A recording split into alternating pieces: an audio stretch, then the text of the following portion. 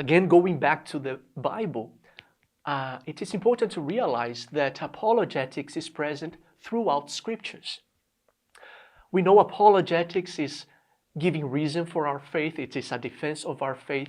I like the metaphor of apologetics as acknowledging the rocks or the soil of people's hearts and minds. And as we seek to plant the seed of the gospel, we recognize the specific rocks in a certain culture and we deal with them, we remove them so that the seed of God's word can be planted in a more appropriate soil.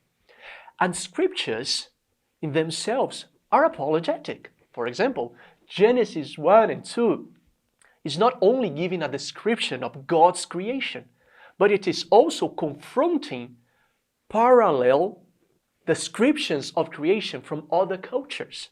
And throughout scriptures, you see the same happening, and we come to the New Testament and we have examples such as Paul in Acts 17, connecting and confronting with culture, removing the rocks so that God's word can be planted and proclaimed in a more appropriate soil.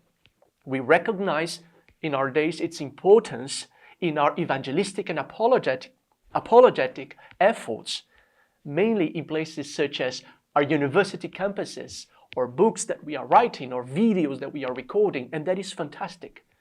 But why not rescue apologetics back to the life of the church, where it also belongs? And the Bible and history gives evidence that apologetics has always been very much part of the life of the church.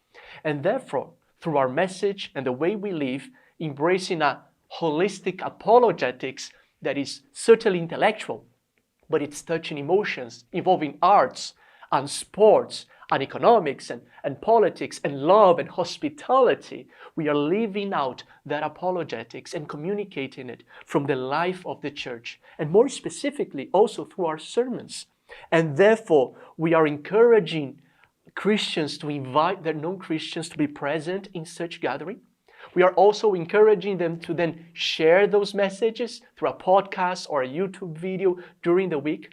And we are encouraging and equipping Christians in their faith and helping them as on Monday they go back to their workplace, gyms, coffee shop, classrooms to share God's word in a way that they have been taught on Sunday or on Saturday by their teachers and preachers as well. So I think it has a tremendous potential, biblical foundation, historical evidence for us to today as well apply apologetics to the life of our churches and specifically to the messages we are bringing on a weekly basis.